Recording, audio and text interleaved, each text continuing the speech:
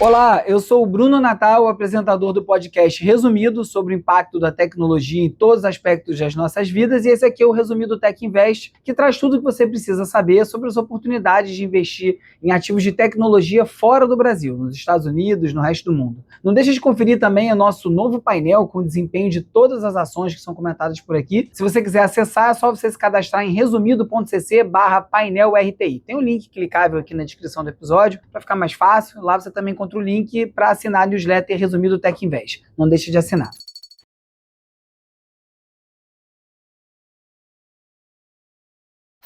Nessa edição, não vou falar de guerra no Irã. Tem dezenas de sites especializados em geopolítica que podem trazer análises muito mais completas, atualizadas do que o Tech Invest. Nosso objetivo aqui é investimento em tecnologia. O que a gente tinha para falar sobre isso, a gente falou antes da guerra começar. Eu comentei que ter ações da TSMC, a Taiwan Semiconductor, estava muito arriscado, já que a tensão entre a China e Taiwan iria aumentar, e a gente trocou tudo por Google. Como a gente já falou sobre o Google há algumas edições, agora é hora de shortar a Nvidia. Ao mesmo tempo também que é uma boa ideia você comprar a Taiwan Semiconductors, que é a TSMC. Por que essa estratégia?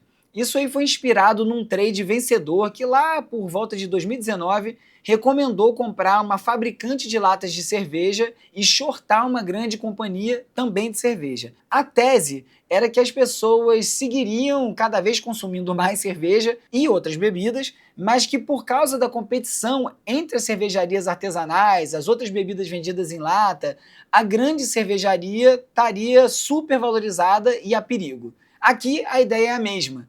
A adoção da IA vai seguir crescendo e o Google ou a Nvidia precisam comprar os seus chips da TSMC. Independente de quem ganhar essa disputa, a TSMC segue vendendo seus chips que têm sido encomendados da mesma forma por ambas as empresas. No momento, o Google saiu na frente dessa corrida com a Nvidia, porque pensa bem, o Google faz tudo aquilo que a gente comentou e vale 3 trilhões e 800 milhões, e a Nvidia vale 4 trilhões e 400 milhões. Você pode encontrar as ações do Google e da TSMC na sua corretora através dos BDRs GOGL34 e TSMC34. Falei aqui também da Ondas, que já subiu 26% desde o dia 10 de dezembro. A Ondas Holdings, com o ticker ONDS, fabrica sistemas de comunicação sem fio, wireless, para empresas que precisam de segurança e de estabilidade.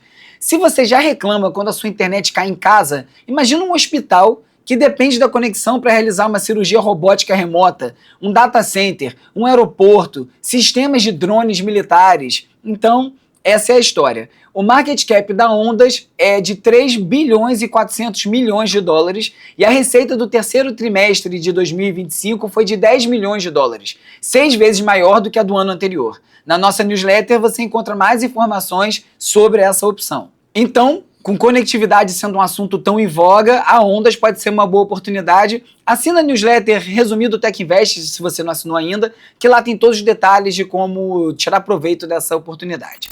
Também comentei da Energy Fuels, que subiu 50% desde que a gente comentou aqui nesse mesmo dia 10 de dezembro.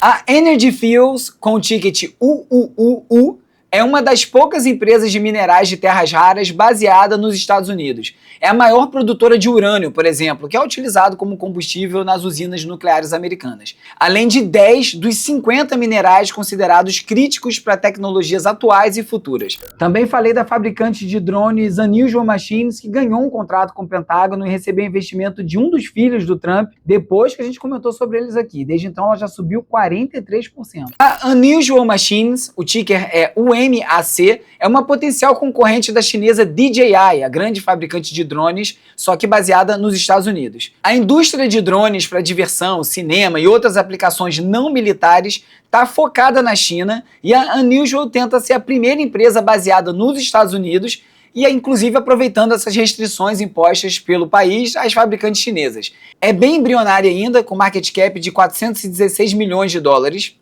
também pode ser uma boa oportunidade. Na nossa primeira newsletter, a gente falou sobre a L3 Harris, que já subiu 26% desde então. Uma aposta no setor de defesa no mundo cada vez mais instável. O sucesso da Netflix, já está cotado para o Oscar 2026, é o filme A Casa de Dinamite, que mostra a tensão do governo dos Estados Unidos ao lidar com um míssil balístico a caminho do país. Você fica se perguntando quem é que desenvolve toda essa tecnologia, se é o exército, se são empresas privadas.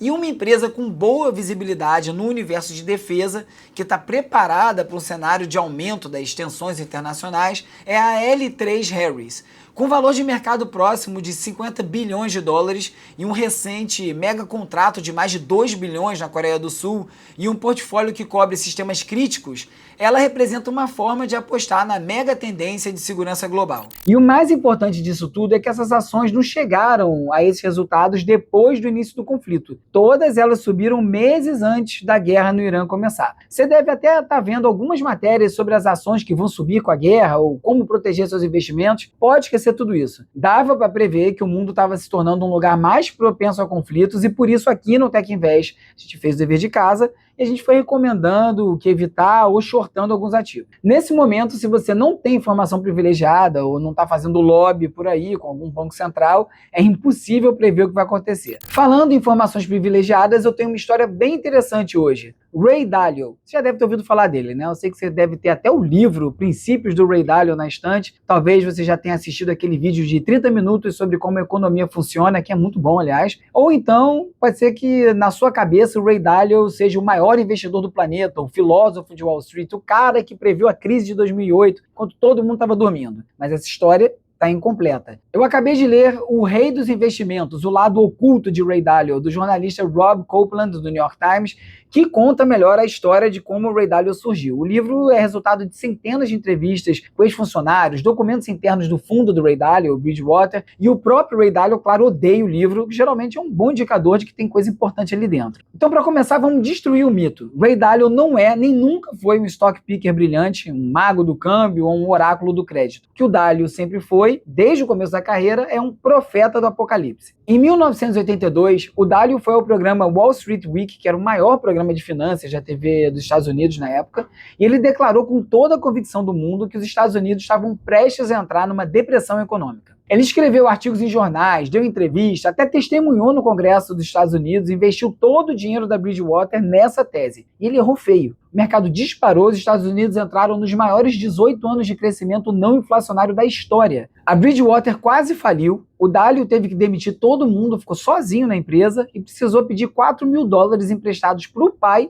para poder pagar as contas de casa da família dele. Essa parte ele conta na autobiografia dele, Princípios, e até aí tudo bem, todo mundo erra e acerta, faz parte do aprendizado. O que ele não conta é que ele seguiu fazendo a mesma coisa. Praticamente desde o início da carreira, o Dalio previa uma recessão atrás da outra, todo ano após ano, como se fosse um relógio parado, que acerta a hora 2 vezes por dia. De tempos em tempos, uma crise realmente acontecia e aí ele podia falar, viram, avisei. A Bridgewater foi muito bem na crise da bolha da internet de 2000 a 2003 e excepcionalmente bem na crise de 2008. Então o Dalio se autopromoveu muito agressivamente como o cara que previu as duas. O que ele convenientemente omitiu é que ele também previu crise em praticamente todos os outros anos em que nada aconteceu. É a velha tática, né? Você faz muita propaganda da vitória e esconde as derrotas. Em 2025, o Dalio seguiu fazendo essa mesma coisa. Ele foi ao programa Meet the Press, da rede NBC, e avisou sobre uma possível recessão. Ele apontou a dívida pública crescente, as guerras comerciais, e aí o padrão se repete há mais de 40 anos, porque sempre vai existir um motivo. Recentemente, então, tá bem fácil encontrar vários. A verdadeira genialidade do Ray Dalio não está em prever o mercado, está em 3 coisas que quase ninguém fala. Primeiro, ele soube capitalizar quando ele acertou. Quando ele previu a crise de 2008, depois de prever várias crises em vários outros anos que não aconteceram, ele não ficou só assistindo. Segundo o livro, enquanto os sistemas automatizados da Bridgewater estavam posicionados de forma relativamente conservadora, o próprio Dalio ordenou ajustes manuais para que o fundo lucrasse mais com a queda. Ele comprou treasuries, ouro, commodities, vendeu o dólar a descoberto, apostou que os bancos centrais iam imprimir dinheiro, que foi exatamente o que aconteceu. E o resultado foi que enquanto o hedge fund médio perdeu 18% em 2008, o Peer Alpha da Bridgewater subiu 9%. O Dalio, pessoalmente, faturou 780 milhões de dólares naquele ano. Segundo, ele construiu uma rede de informações e influência absurda. Antes da crise de 2008, o Dalio já estava se reunindo pessoalmente com o Dave McCormick, que é o subsecretário do Tesouro americano, e com o Timothy Geithner, que é o presidente do Federal Reserve de Nova York. 2 dias depois da reunião com Geithner, o Bear Stearns quebrou. Ele levava pesquisas da Bridgewater mostrando que os bancos americanos estavam sentados em trilhões de perdas potenciais. Ele compartilhava essas análises de graça com membros do Congresso, com lobistas, sempre se apresentando como alguém que tinha em mente o interesse público. Mas, ao mesmo tempo, a Bridgewater também se beneficiava, porque quem tem acesso ao Tesouro, ao Fed, tem também informações sobre o humor e as intenções de quem controla a política monetária. Isso aí é uma grande vantagem, porque ele tinha dados que os outros não tinham. Era algo muito mais sofisticado do que insider trading, que é algo que ele já foi acusado algumas vezes, mas nunca foi provado. E em terceiro, ele ficou grande demais para ser ignorado. Porque depois de um certo ponto, as próprias decisões da Bridgewater passaram a mover os mercados. Se é mais de 150 bilhões de dólares, e os seus clientes incluem fundos soberanos da Arábia Saudita, Abu Dhabi, Singapura, Noruega, sem falar nos maiores fundos de pensão dos Estados Unidos, você não está mais só reagindo ao mercado, você é o mercado. E o Dalio cultivava essas relações pessoalmente. Ele levava o chefe do Fundo Soberano de Abu Dhabi para caçar na Nova Inglaterra, ajudava ele a escolher ternos em Londres, bilhões de investimentos entravam logo em seguida. O Dalio chegou a influenciar o preço do petróleo no Turcomenistão somente com uma visita de um diretor da Bridgewater ao país. Em 2011, quando Steve Jobs morreu, o Dalio ficou obcecado com a comparação. Não tanto pelas realizações do Jobs na Apple, mas pelo tamanho da fama dele. O Dalio concluiu que a diferença entre eles dois não estava no trabalho, mas estava no marketing. É humilde ele. Aí um jornalista de uma revista especializada escreveu uma matéria de capa com um título perguntando: Ray Dalio é o Steve Jobs dos investimentos? E aí a revista Wired citou o artigo e disse que Dalio foi chamado de Steve Jobs dos investimentos. Pronto, a biografia oficial do Dalio no site da Bridgewater passou a dizer que a imprensa o chamava de Steve Jobs do investimento. Sem ponto de interrogação. Nada como um twistzinho, um ego enorme e muito marketing, né? Você pode pensar que tudo isso aí não importa, porque o fundo do Ray Dalio, o Bridgewater, é super bem sucedido, e você estaria correto caso entre julho de 2012 e agosto de 2021, a Bridgewater não tivesse tido um resultado pior do que o índice do S&P 500. Em 2020, o fundo Peer Alpha 2 da Bridgewater perdeu 18,6% por causa da volatilidade da Covid. Perdas totais do ano, 12 bilhões de dólares. Durante uma década, qualquer pessoa com ETF do S&P 500 bateria o maior hedge fund do planeta. Aquele que cobra taxas astronômicas, cujo fundador é o Steve Jobs dos investimentos. E não é para me gabar não, mas comparando aqui com o que a gente traz no TechInvest, se você tivesse comprado todas as ações que a gente comentou aqui na newsletter no dia que a gente enviou, você teria tido um resultado de 14% desde o dia 4 de novembro de 2025. O SP nesse período valorizou 0,2%. Tá aí um bom motivo para você refletir e depois compartilhar essa newsletter com seus amigos. O Dalio não é um gênio sobrenatural, ele não vê o futuro, ele é só um cara que errou muito, que quase faliu, que foi ridicularizado publicamente, que previu dezenas de crises que nunca aconteceram, mas que quando acertou, soube transformar esse acerto em poder. É o famoso do limão uma limonada. E com esse poder ele construiu uma rede de informações e influência que pouquíssimas pessoas no mundo têm.